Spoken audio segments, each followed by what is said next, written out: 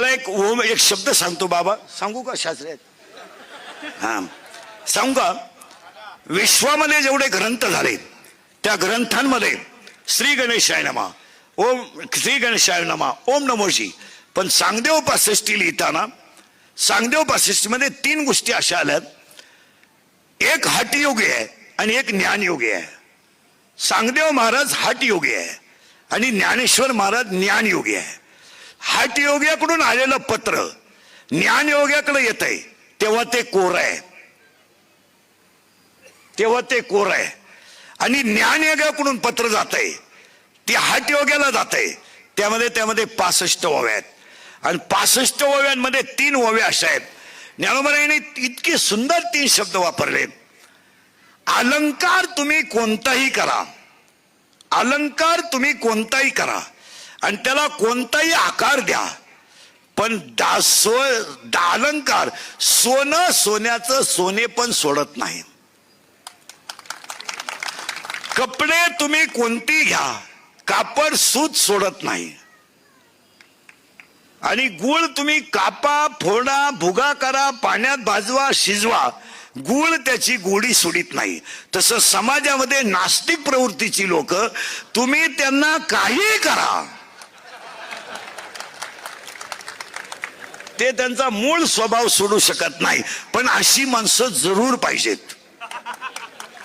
आता उद्या प्रश्न उभा राहील, एवढा खर्च यांनी उपलब्ध केला कसा? हे पैसे यांनी आणले कुठून?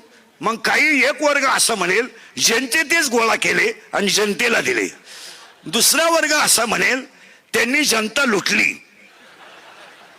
तिसरा वर्ग असा म्हणेल त्याला सगळ्यांचं समर्पक उत्तर आहे, माझ्यावर प्रेम करणारी जेवढी भक्त मंडळी आहे त्या भक्त मंडळीने 90% लग्नाचा खर्च स्वतः केलेला आहे, स्वतः केलेला आहे. स्वदेश प्रॉपर्टी असेल, कातोरे साहेब असतील, आमचे सगळे मित्रपरिवार असेल, तुम्ही बँडवाल्याला विचारा, मंडपावाल्याला विचारा, आचार्याला विचारा, आतापर्यंत माझ्याशी 26 वर्षात एकाही बँडवाल्याने आचार्याने व्यवहार केला नाही. त्यामुळे तो ट्रोल करण्याचा कोणालाही अधिकार नाही. ज्यांना आता आम्हाला देणाऱ्यांनी दिलाय, त्यामुळे त्याच्यावर चर्चा व्हायचं काही काम नाही. आता फक्त मी तुम्हाला एवढंच सांगेल की ते ट्रोल करा काय, हा ज्याच्या त्याच्या बौद्धिक पातळीचा प्रश्न आहे. मी किती सांगितलं तरी 1.5 लाख रुपये जरी देऊन सोन्याची नळी आणली तर कुत्र्याचं शेपूट सरळ होत नाही, हा सिद्धांत. म्हणजे सोन्याच्या नळीत जरी घातलं तरी त्याच्यामध्ये ते होणार नाही. त्यामुळे आपल्या चुका ध्यानात येत नाही. प्रथमतः तुम्हाला सगळ्यांचे आभार मानतो. सगळ्यांचं तुमचं कौतुक करावं तेवढं थोडंच आहे. आपण वेळ जास्त झालाय. तुम्ही माझ्यासाठी जेवढं प्रेम आतापर्यंत टिकवलं, हे तुमचं माझं, तुमचं माझ्यावर, मी तुमचा मुलासारखा आहे असं प्रेम समजून शेवटपर्यंत प्रेम राहावं. आणि सगळ्यात महत्वाची गोष्ट, या कार्यक्रमाला देशमाने साहेबांचं अनमोल सहकार्य मिळालं. आणि हा कार्यक्रम कातोरे साहेब, देशमाने साहेब भक्त परिवारानेच केला, मी यातलं काहीच केलं नाही. पुढचा जो इंदोरीकर आहे तो सगळ्या बुद्धिमान लोकांना गार करणारा असेल ही माझी खात्री. कारण की गडावर शिकायला कृष्णा आहे आणि अतिशय सुंदर अभ्यास करतो. 23 वर्षामध्ये कृष्णासारखा मुलगा आमच्या गडावर आला नाही आणि उत्तम पद्धतीने अभ्यास करून माझ्यानंतर तो ज्ञानेश्वरीची धुरा सांभाळेल. म्हणून इंदोरीगिरी महाराज, तुम्ही जे आयुष्यभर कीर्तन केलंय त्याचं पुण्य तुमच्या मुलाला मिळालं आणि तो बुद्धिमान निघाला. तुम्ही हलकट लोकांकडे का बघता हेच कळत नाही मला. टीका करणारी लोक ही सर्वसामान्य असतात, लहान असतात, बौद्धिकदृष्ट्या कमकुवत असतात, त्यांना वैभव सहन होत नाही. हत्तीचं वैभव सहन होत नाही आणि हत्ती आला तर लोकांना कळावं म्हणून भुकणारे पण पाहिजे. त्याच्यामुळं इंदोरीकरावर टीका करतात.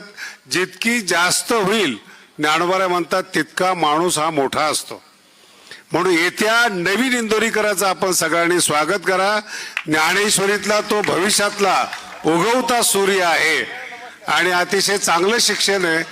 आपल्या सगळ्याला कल्पना आहे, मी विनाकारण स्तुती करत नाही, पण खरंच आमच्या भगवानगडाचं भाग्य आहे इंदोरीकर महाराजांनी तो मुलगा देऊन ज्ञानेश्वरी भविष्यातलं माझं टेन्शन कमी केलं. आता महत्वाचा विषय आहे, पितृकार्यातलं सगळ्यात मोठं कार्य आणि अवघड मनाने केलं जाणारं मुलीला निरोप देणं आणि जिला आपण आपल्या रक्तातून वाढवलं तिचा आज तसा निरोपाचा दिवस आहे आणि आनंदाचा दिवस आईचा आहे की ती एक चांगल्या घरी चाललेली आहे. ज्ञानेश्वरी आज साहिलला भेटली. साहिलने ज्ञानेश्वरीचं कौतुक करावं आणि आपला वंश पुढं वाढवावा. माऊलीचा आशीर्वाद त्यांच्या पाठीमागे राहील. जास्त न बोलता आपल्याला सगळ्याला वेळ झालेला आहे. इंदोरीकर महाराजांना पुन्हा सांगणे, याच्यानंतर इंदोरीकर महाराज टीकेला उत्तर देऊ नका. आपल्या कीर्तनाने लोकांना उत्तर द्या. एवढा समाज जमवून दाखवा, मग त्या लोकांनी इंदोरीकर महाराजांवर टीका करावी.